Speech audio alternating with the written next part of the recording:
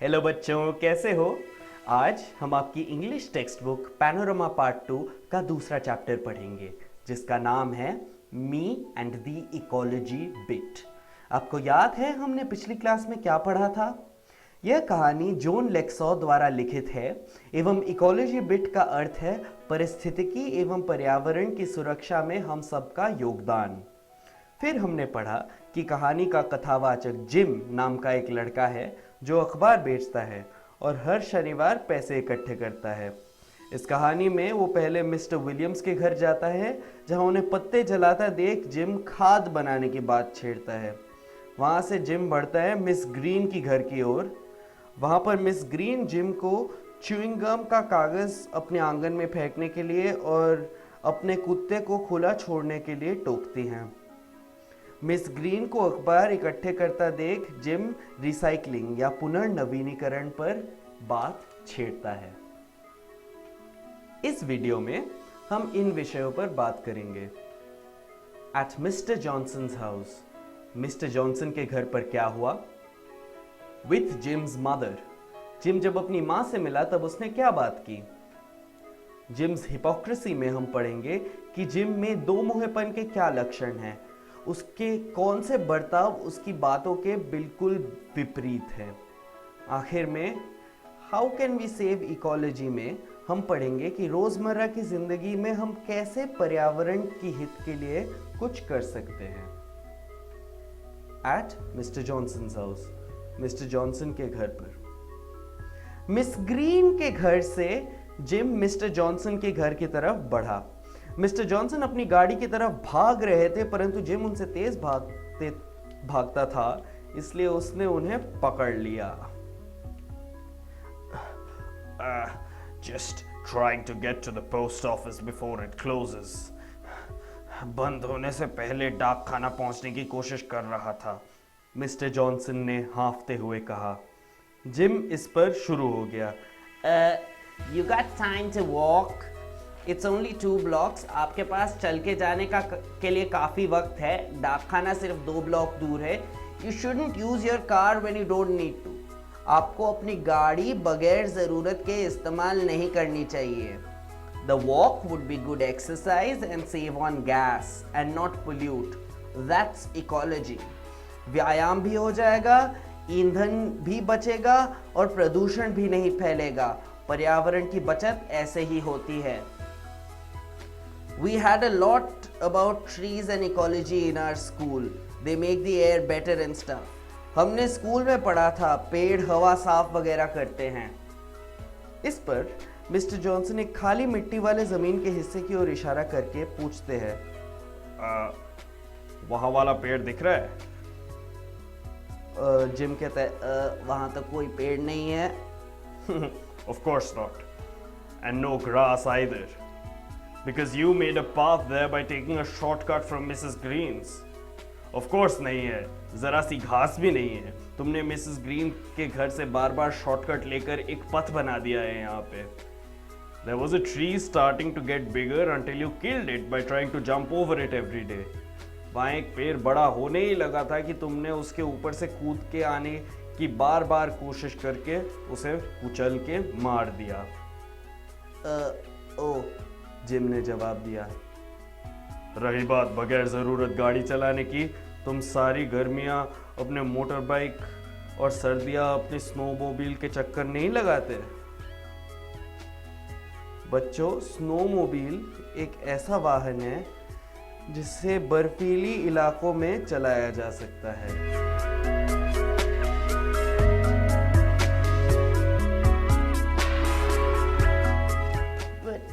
It's fun, पर मुझे motor bike और स्नोमोबाइल चलाने में मज़ा आता है।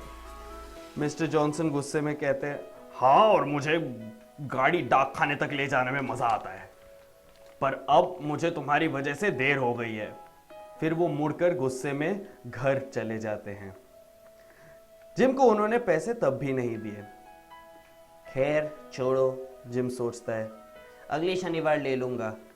कम से कम मैंने उन्हें अपनी गाड़ी द्वारा प्रदूषण फैलाने से तो रोका। बाकी रास्ता जिम पर्यावरण हित के विषय में बात नहीं करता। विथ जिम्स मदर, जिम की माँ के साथ। जिम घर आता है तो देखता है कि उसकी माँ बिजली से काम करने वाले मिक्सर का उपयोग कर रही थी। आपको हमारे पुराने अंडा मिक्सर का इस्तेमाल करना चाहिए, बिजली बचेगी। एग बीटर, जिस शब्द का यहाँ प्रयोग हुआ है, हाथ से अंडा मिक्स करने के लिए जो उपकरण है उसका नाम है। Women says Jim। use too many electrical things।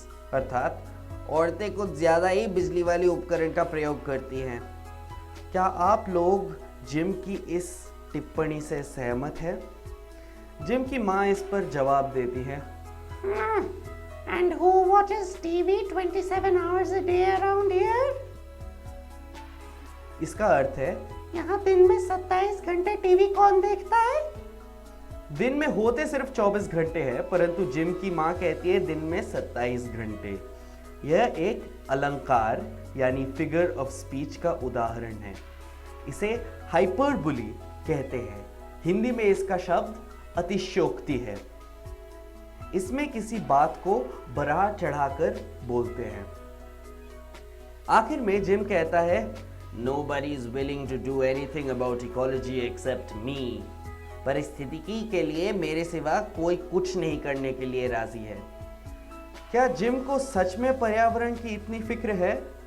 चलो अगले हिस्से में इस पर बात करते हैं। जिम्स हिपोक्रेसी, जिम का दो मुहापन।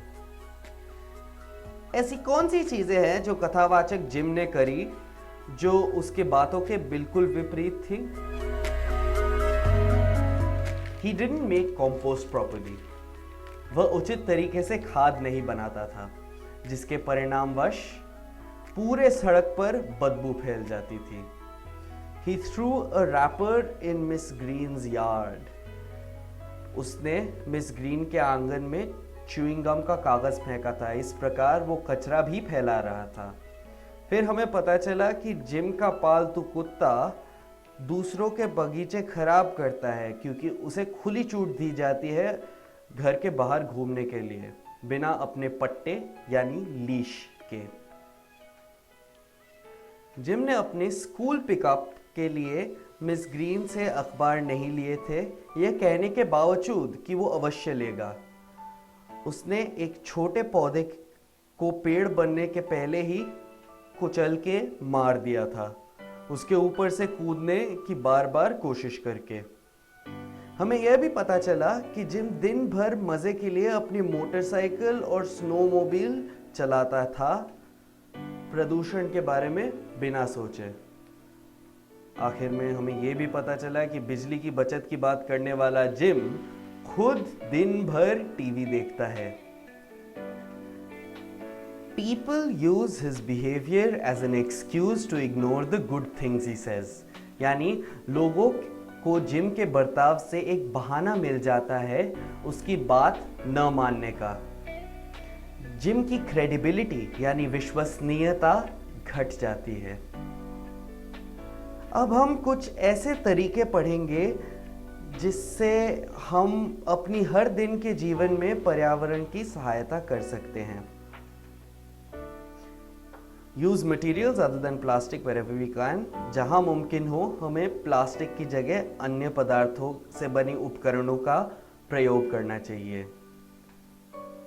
रीयूज प्लास्टिक बैग्स, अर्थात जिनके पास प्लास्टिक की थैलियाँ ऑलरेडी हैं वो उन्हें रीयूज यानी उनका पुनः प्रयोग करें।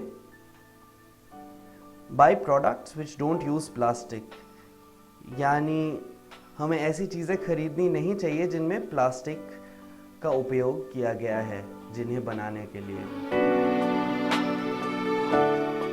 हमें घर के सारे नल के बंद रखनी चाहिए और नियमित रूप से उनकी जांच करनी चाहिए कि कहीं वो टपक तो नहीं रहे।